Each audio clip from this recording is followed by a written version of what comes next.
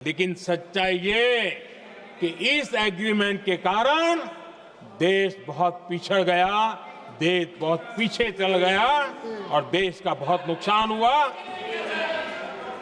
हमारे किसानों को नुकसान हुआ, हमारी खेती को नुकसान हुआ। और नेहरू जी उस डिप्लोमेसी को जानते थे जिसमें किसान का कोई वजूद ही नहीं था। यह हाल करके रखा था उन्होंने।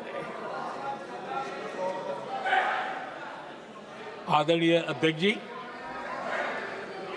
पाकिस्तान आगे दशकों तक भारत के साथ युद्ध और छद्म युद्ध, प्रॉक्सी वॉर करता ही रहा। लेकिन कांग्रेस की सरकारों ने बाद में भी सिंधु जल समझौते की तरफ देखा तक नहीं, नेहरू जी की गलती को सुधारा तक नहीं। आदरणीय अध्यक्ष जी, लेकिन अब भारत ने पुरानी गलती को सुधारा है, ठोस निर्णय लिया है। भारत ने नेहरू जी द्वारा किए गई बहुत बड़ी ब्लंडर, सिंधु जल समझौते को देश हित में, किसानों के हित में एबेंस में रख दिया है। देश का अहित करने वाला ये समझौता अब इस रूप में आगे नहीं चल सकता। भारत ने तय कर दिया है, खून और पानी साथ साथ नहीं बह सकते।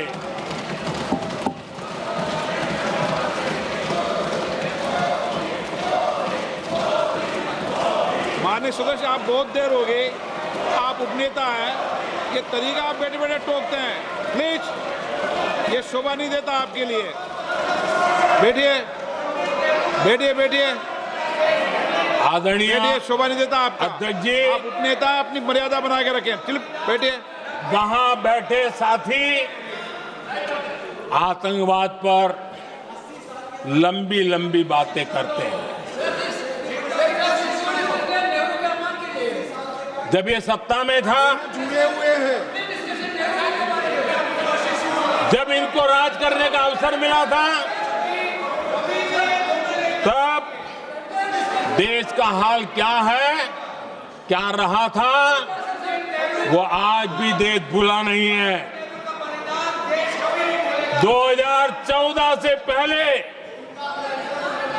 देश में असुरक्षा का जो माहौल था,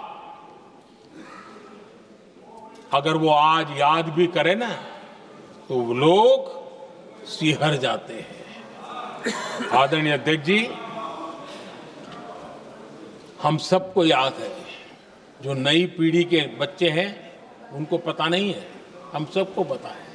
हर जगह पर अनाउंसमेंट होता था, रेलवे स्टेशन पर जाओ, बस स्टैंड पर जाओ, एयरपोर्ट पर जाओ, बाजार में जाओ, मंदिर में जाओ, कहीं पर भी जाओ, जहां भी भीड़ होती है, कोई भी लावारिस चीज दिखे छूना मत, पुलिस को तुरंत जानकारी देना, वो बम हो सकता है।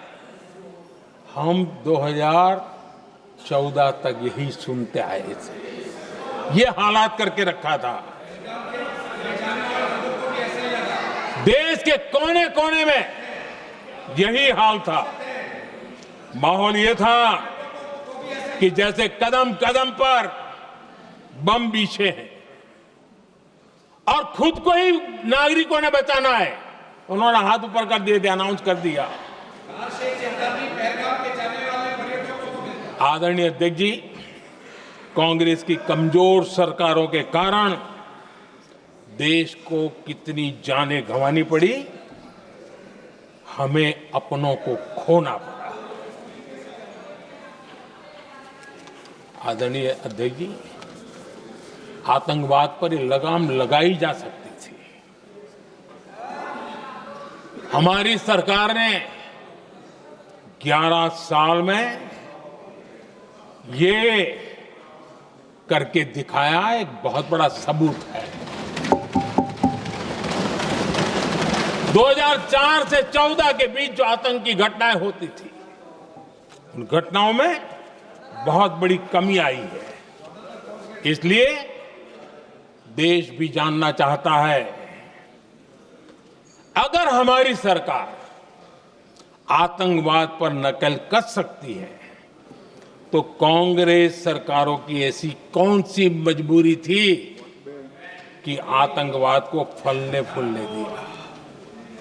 आदरणीय अध्यक्ष जी, कांग्रेस के राज में आतंकवाद अगर फला फूला है, तो उसका एक बड़ा कारण इनकी तुष्टीकरण की राजनीति है, वोट बैंक की राजनीति है। जब दिल्ली में बाटला हाउस एनकाउंटर हुआ, कांग्रेस के एक बड़ी नेता के आंख में आंसू थे, आतंकवादी मारे गए इसके कारण। और वोट पाने के लिए इस बात को हिंदुस्तान के कोने कोने में पहुंचाया गया। आदरणीय अध्यक्ष जी, 2001 में देश की संसद पर हमला हुआ था। तब कांग्रेस के एक बड़े नेता ने अफजल गुरु को बेनिफिट ऑफ डाउट देने की बात कही थी। आदरणीय अध्यक्ष जी, मुंबई में 26/11 का इतना बड़ा आतंकी हमला हुआ,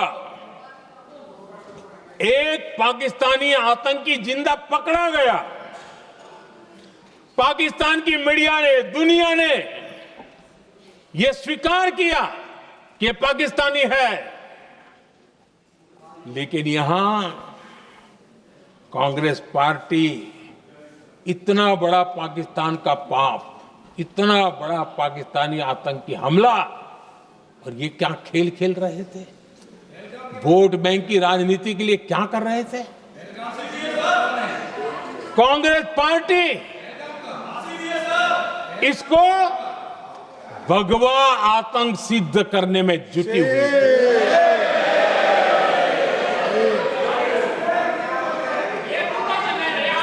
कांग्रेस दुनिया को हिंदू आतंकवाद की थ्योरी बेचने में लगी हुई थी।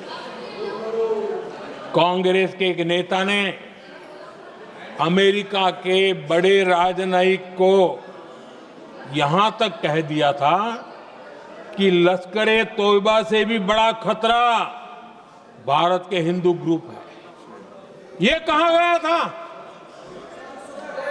तुष्टीकरण के लिए कांग्रेस ने जम्मू कश्मीर में भारत का संविधान, बाबा साहब अंबेडकर का संविधान, उसे जम्मू कश्मीर में पैर नहीं रखने दिए, इन्होंने घुसने नहीं दिया, उसे बाहर रखा।